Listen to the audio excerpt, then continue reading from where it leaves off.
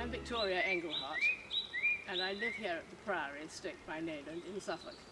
Well, we should have been opening our garden today for the National Garden Scheme, which would have been the 60th year that we've done it, but it wasn't to be. So we'll do the best we can, just walking around and looking at odd things. I sort of feel that if the formal bits are smart-ish, like the hedges are cut and the edges are straight, then the planting can be a bit sort of wild and random. At least that's how I excuse some of the mess. In the olden days, well before the war, when there were 8 gardeners here, this used to be a fruit garden. And then after the war, when things started to get back to normal again, it was hybrid tea roses, which seemed sort of fashionable then. But when I came on the scene, I wanted to sort of mix it up a bit. I love the hybrid tea roses for picking, so I put them next to the vegetables. But I wanted to make this more of a mixed garden. Well, this is the propagating end of my greenhouse, where I start off vegetables and that sort of thing. But the fun really starts once you go through the next little bit, where everything is ornamental. Nothing useful at all except you call it orange tree or lemon tree useful. It's all just fun. This is one of my pelargoniums that I love. It's slightly spoilt by the name, which is Garden Director Herman, for something so pretty.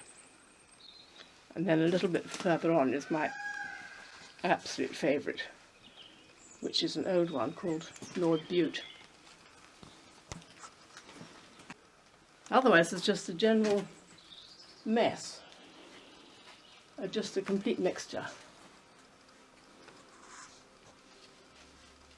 The trouble is, I love it so much, I let them all grow together, and then the day of reckoning comes when they have to be separated or potted on or something, and then it gets rather tricky.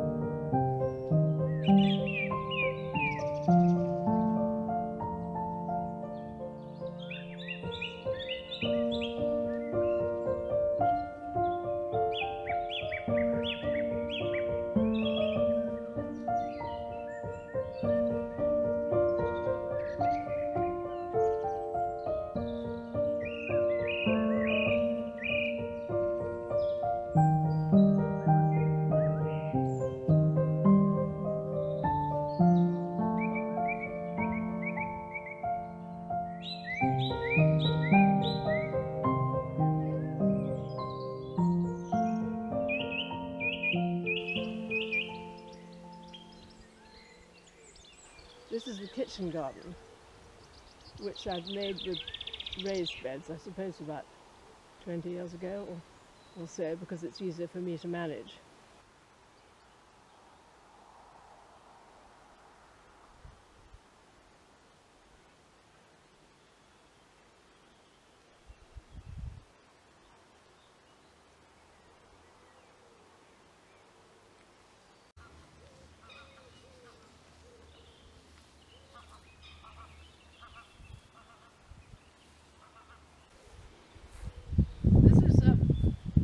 New project from about 10 years ago, I suppose, where we moved the fence out and took about 2/3 of an acre into the garden. Some of them are planted in memory of friends who have died, and I was walking along with a friend a few years back, And I said, this is in memory of whoever. And she said, well, I want to give you one while I'm still alive. And she did, which I was thrilled about. It's Maynard's Comtesse de Paris, and there it is. About 15 feet up, I suppose. And I think when you've been given something, or even just taken the cutting from somebody, every time you see it, you remember them. And it's one of the lovely things about gardening.